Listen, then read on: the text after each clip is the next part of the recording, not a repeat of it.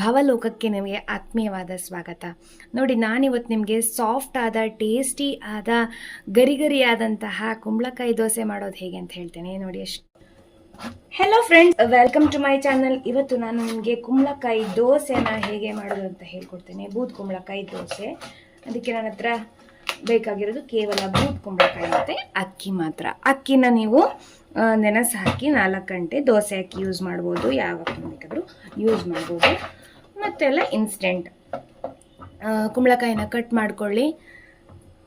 ಕುಂಬಳಕಾಯಿ ಕಟ್ ಮಾಡಿ ಅದರ ತಿರುಳು ತೆಗಿಬೇಕು. ಆ್ಯಸ್ ಯೂಶ್ವಲ್ ಇದನ್ನು ತಿರುಳು ತೆಗಿಬೇಕು ದೋಸೆ ಮಾಡಬೇಕಾದ್ರೆ. ಹಾಗೆ ಇದರ ಸಿಪ್ಪೆಯನ್ನು ಬಿಸಾಡಬೇಡಿ. ನಾನು ಇದಕ್ಕೆ ಒಂದು ವಿಡಿಯೋನ ಮಾಡಿದ್ದೇನೆ. ಕುಂಬಳಕಾಯಿ ಓಡು ಹೇಗೆ ಪಲ್ಯ ಮಾಡೋದು, ಓಡು ಅಂದರೆ ಈ ಸಿಪ್ಪೆ ನೋಡಿ, ಇದರ ಪಲ್ಯ ಹೇಗೆ ಮಾಡೋದು ಅಂತ. ಅದು ತುಂಬ ಟೇಸ್ಟಿಯಾಗಿರುತ್ತೆ. ದೇವಸ್ಥಾನಗಳಲ್ಲೆಲ್ಲ ಮಾಡ್ತಾರೆ ಜಾಸ್ತಿ. ಕುಂಬಳಕಾಯಿ ದೇವಸ್ಥಾನದಲ್ಲಿ ಮಾಡ್ತಾರೆ ನೋಡಿ. ಮಲ್ಲ ದೇವಸ್ಥಾನ ಇರುತ್ತೆ, ಅಲ್ಲಿ ಇರುತ್ತೆ, ಅದು ಸೂಪರ್ ಆಗಿರುತ್ತೆ. ಸೊ ಅದನ್ನು ಹೇಗೆ ಮಾಡೋದು ಅಂತ ನಾನು ಹಾಕಿದ್ದೇನೆ ಆಲ್ರೆಡಿ ವಿಡಿಯೋ. ಅದನ್ನು ನೋಡಿ ಮಾಡಿ ಟೇಸ್ಟ್ ಎಂಜಾಯ್ ಮಾಡಿ. ಸೊ ಮತ್ತೆ ಈ ಸಿಪ್ಪೆ ತೆಗೀರಿ. ಸಿಪ್ಪೆ ತೆಗೆದ್ಬಿಟ್ಟು ಸಣ್ಣ ಸಣ್ಣ ಹೋಳುಗಳಾಗಿ ಕಟ್ ಮಾಡಬೇಕು. ತುಂಬ ಹೆಲ್ತ್ ಬೆನಿಫಿಟ್ಸ್ ಇದೆ ಕುಂಬಳಕಾಯಿಗೆ. ನಮ್ಮ ಬಾಡಿಯನ್ನು ಪ್ಯೂರಿಫೈ ಮಾಡುತ್ತೆ. ಯಾಕಂದರೆ ಇದೊಂಥರ ಪಾಸಿಟಿವ್ ಎನರ್ಜಿ ಕೊಡುವಂಥ ತರಕಾರಿ. ಯಾರಿಗೆ ಮೆಂಟಲ್ ಸ್ಟ್ರೆಸ್ ಇದೆ ಅವರು ಇದನ್ನು ಜ್ಯೂಸ್ ಮಾಡಿ ಕುಡಿಬೋದು.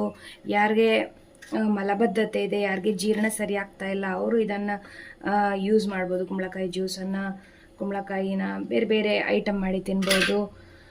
ಮತ್ತು ಯಾರಿಗೆ ಡಯಾಬಿಟಿಸ್ ಆಗಿ ನಾನು ವೀಕ್ ಆಗಿದ್ದೇನೆ, ನನ್ನ ಬಾಡಿ ತುಂಬ ಶೇಪ್ಲೆಸ್ ಆಗಿದೆ, ನಾನು ತೆಳ್ಳಗಾಗಿದ್ದೇನೆ ಅಂಥವರು ಕುಂಬಳಕಾಯಿಯನ್ನು ಯೂಸ್ ಮಾಡಬೇಕು. ಯಾಕಂದರೆ ಅವರ ಬಾಡಿಗೆ ಇದು ಶಕ್ತಿ ಕೊಡ್ತದೆ. ಮತ್ತು ಇದರಲ್ಲಿ ಯಾವ ಶುಗರ್ ಕಂಟೆಂಟ್ ಇಲ್ಲ. ಸೊ ನಮಗೆ ಶುಗರ್ಗೇನೂ ಪ್ರಾಬ್ಲಮ್ ಆಗಲ್ಲ.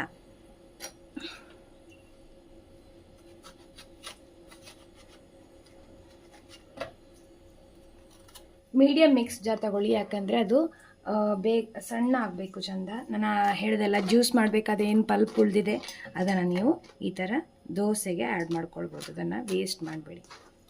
ಬಿಕಾಸ್ ಹೆಲ್ತ್ ಬೆನಿಫಿಟ್ಸ್ ಎಷ್ಟು ಹೇಳಿದರೂ ಮುಗಿಯಲ್ಲ ಕುಂಬಳಕಾಯಿದು. ಸೊ ವೇಸ್ಟ್ ಮಾಡಬೇಡಿ.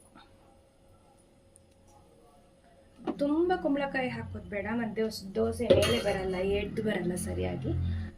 ಇನ್ನೊಂದು ಸ್ವಲ್ಪ ತಗೊಳ್ತೀನಿ ನಾನು.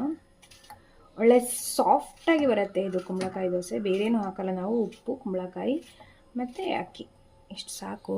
ಮತ್ತು ಬೇಕಿದ್ರೆ ಹಾಕುವ, ಇನ್ನು ಅಕ್ಕಿ ಹಾಕಿ. ನಾನು ದೋಸೆ ಅಕ್ಕಿ ತೊಗೊಂಡಿದ್ದೀನಿ, ನೆನೆಸಿ ಹಾಕಿದ್ದೇನೆ. 2 ಗ್ಲಾಸ್ ಅಕ್ಕಿ ಇದೆ. ಇಷ್ಟು ಸಾಕು. ತುಂಬ ನುಣ್ಣಗೆ ರುಬ್ಬಿ ಇದನ್ನು ಅರಿಲಿಕ್ಕೆ ತುಂಬ ನೀರು ಹಾಕೋದು ಬೇಡ, ಸ್ವಲ್ಪ ನೀರು ಹಾಕಬೇಕು. ಬಿಕಾಸ್ ಕುಂಬಳಕಾಯಲ್ಲಿ ನೀರಾಂಶ ಇದೆ.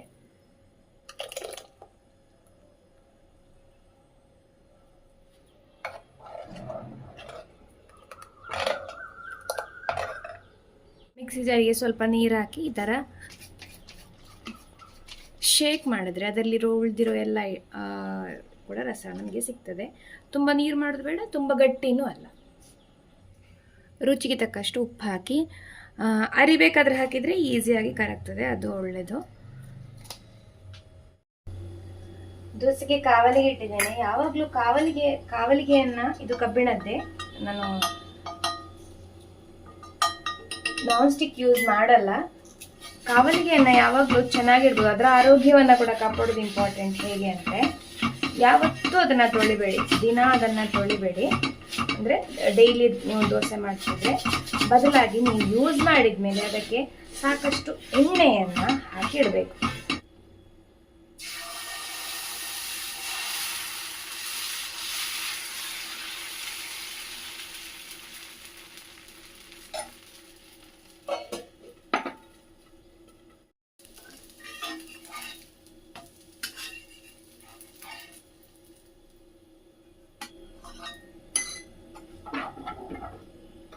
ನೋಡಿ, ಬಿಸಿ ಕಾವಲಿಗೆ ಬೇಕು. ಬಿಸಿ ಕಾವಲಿಗೆ ಮತ್ತೆ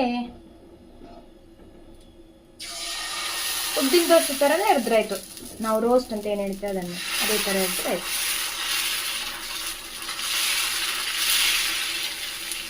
ನೋಡಿ ಎಷ್ಟು ಚೆಂದಾಗಿ ಬರ್ತದೆ, ಕಣ್ಣು ಕಣ್ಣು ಬೀಳ್ತದೆ. ಹುಳಿ ಬರುವುದು ಬೇಡ, ಎಂತ ಬೇಡ. ಇನ್ನು ಮುಚ್ಚುವ.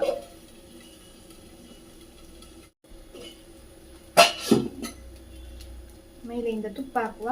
ಸರಿ ಆ ಕಾಯಿಲೆ ಅದು.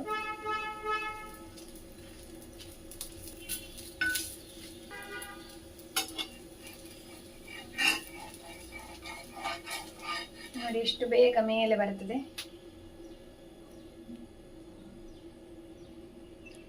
ಸೂಪರ್ ಕುಂಬಳಕಾಯಿ ದೋಸೆ ಈಗ ರೆಡಿ.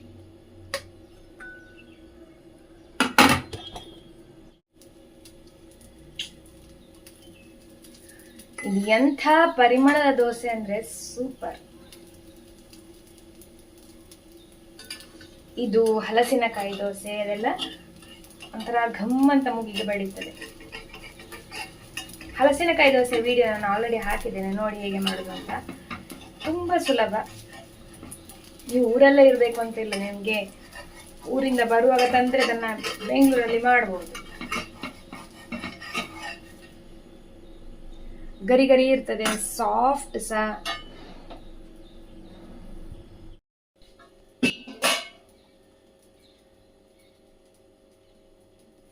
ನೋಡಿದ್ರಲ್ಲ ಫ್ರೆಂಡ್ಸ್, ಹೇಗೆ ಕುಂಬಳಕಾಯಿ ದೋಸೆಯನ್ನ ಮನೆಯಲ್ಲಿ ಮಾಡಿ ತಿನ್ಬಹುದು ಅಂತ. ನೀವು ಟ್ರೈ ಮಾಡಿ, ನಿಮ್ಮ ಹೆಲ್ತ್ ಅನ್ನ ಇಂಪ್ರೂವ್ ಮಾಡಿ. ನಿಮ್ಗೆ ಏನಾದ್ರು ಹೆಲ್ತ್ ಬೆನಿಫಿಟ್ಸ್ ಆಗಿದೆ ಅದನ್ನ ಕಮೆಂಟ್ ಮೂಲಕ ತಿಳಿಸಿ. ಈ ಟೇಸ್ಟ್ ಹೇಗಾಗ್ತದೆ ಅಂತ ನೀವು ನನಗೆ ಕಮೆಂಟ್ ಮೂಲಕ ತಿಳಿಸಿ. Thank you so much for watching this video. Please ನಮ್ಮ ವಿಡಿಯೋನ ನೋಡ್ತಾ ಇರಿ, ಫುಲ್ ನೋಡಿ, ಸಬ್ಸ್ಕ್ರೈಬ್ ಮಾಡಿ, ಶೇರ್ ಮಾಡಿ ನಿಮ್ಮ ಫ್ರೆಂಡ್ಸ್ ಜೊತೆ, ಫ್ಯಾಮಿಲಿ ಜೊತೆ. ನಮ್ಮನ್ನ ಹೀಗೆ ಆಶೀರ್ವಾದ ಮಾಡ್ತಾ ಇರಿ, ಸಪೋರ್ಟ್ ಮಾಡ್ತಾ ಇರಿ. Thank you so much. Love you. Take care. Bye.